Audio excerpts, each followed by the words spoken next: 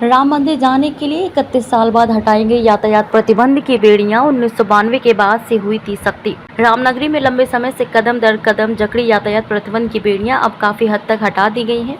प्रशासन और पुलिस ने कई तरह की सुरक्षा बंदिशों में ढील दी है। टेढ़ी बाजार चौराहे से बैरियर हटा दिए गए। यहाँ से राम जन्मभूमि पथ के पास श्री राम अस्पताल तक 4 पहिया वाहनों को प्रवेश मिलने लगा है। रामघाट चौराहे पर भी वाहनों को नहीं रोका जाएगा। अयोध्या में प्रमुख पर्वों के अलावा वीकेंड यानी शनिवार व रविवार को श्रद्धालुओं की भीड़ अधिक होती है। इस दौरान यातायात प्रबंधों का दंश अभी तक स्थानीय लोगों के साथ देश भर से आने वाले श्रद्धालु झेल रहे थे। रामनगरी में रहने वालों को तो सामान्य दिनों से भी सुरक्षा कारणों से तमाम झंझावतों का सामना करना पड़ता था। शनिवार से इसमें काफ़ी राहत दे दी गई है। यातायात प्रतिबंधों में ढील दिए जाने से सबसे ज़्यादा राहत रामकोट के वासियों को मिली है।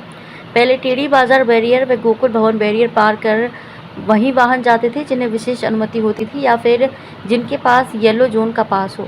अब टेढ़ी बाजार से 4 पहिया वाहन सीधे कटरा अशरफी भवन होते हुए रामपथ पर पहुंच सकते हैं।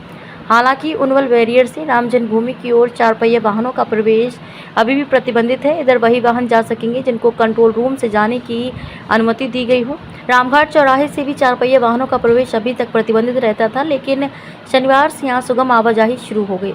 एसपी सिटी मधुबन सिंह ने बताया कि श्रद्धालुओं व स्थानीय निवासियों की सुविधा के लिए प्रतिबंधों में कुछ ढील दी गई है। सुरक्षा मानकों के अनुसार चेकिंग और चौकसी पहले की तरह ही रहेगी। अब कंट्रोल रूम के मैसेज व येलो जोन पास की बाध्यता खत्म। सर, गाड़ी का नंबर नोट है, देख लीजिए। राम मंदिर दर्शन के लिए जाना है। सुरक्षा कर्मी बोलते हैं नंबर देखने की जरूरत नहीं है, आप जा सकते हैं। दिल्ली के श्रद्धालु अमरनाथ साहू मुस्कुराकर जय श्री राम बोलते हुए आगे बढ़ जाते हैं। थोड़ी देर बाद निखिल गोस्वामी अपना 4 पहिया वाहन लेकर आते हैं। सुरक्षा कर्मी को येलो जोन का पास दिखाते हैं। सुरक्षा कर्मी फिर कहते हैं इसकी ज़रूरत नहीं, आप जा सकते हैं। यह दृश्य टेढ़ी बाजार बैरियर का है, जहां से अब तक वही 4 पहिया वाहन गुजर पाते थे जिनका नंबर कंट्रोल रूम से नोट कराया गया हो या फिर जिनके पास येलो जोन का पास है। लेकिन शनिवार को यहाँ बैरियर हटा दिए गए, रोक टोक भी खत्म हो गई। इसके चलते श्रद्धालुओं के साथ स्थानीय नागरिकों का आवागमन अयोध्या धाम में पहले की तुलना में काफ़ी सुगम हो गया।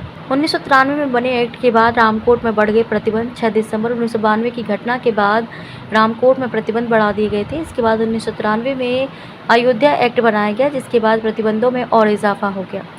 5 जुलाई वर्ष 2005 को राम जन्मभूमि पर हुए आतंकी हमले के बाद रामकोट को सुरक्षा प्रतिबंधों में जकड़ दिया गया। स्थानीय लोगों के लिए येलो जोन के पास बनाए गए। स्थानीय निवासियों को रोजाना असुविधा का सामना करना पड़ता था। यूं ही नहीं दी गई प्रतिबंधों में ढील। अयोध्या धाम में यातायात प्रतिबंधों की बेड़ियां यूं ही नहीं खोली गई हैं। चर्चा है कि लोकसभा चुनाव में फैजाबाद सीट पर भाजपा के पराजय के बाद शासन प्रशासन की आंख खुली है।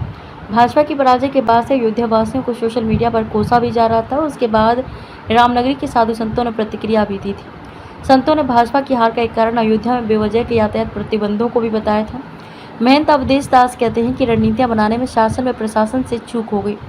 जो काम अब प्रशासन कर रहा है वहीं पहले कर दिए होते तो आज शर्मिंदा ना होना पड़ता। उनका इशारा लोकसभा चुनाव में भाजपा की पराजय की ओर था। अब की रामनवमी मेले में इस कदर प्रतिबंध लागू कर दिए गए थे कि श्रद्धालुओं की संख्या बहुत कम रही। भक्त अपने गुरु आश्रमों व मठ मंदिरों तक पहुंच ही नहीं पाए। सीमाओं पर ही वाहनों को रोक दिया जाता था। साधु संतों के साथ अयोध्या का हर एक नागरिक और यहाँ आने वाले श्रद्धालु इन प्रतिबंधों से परेशान थे।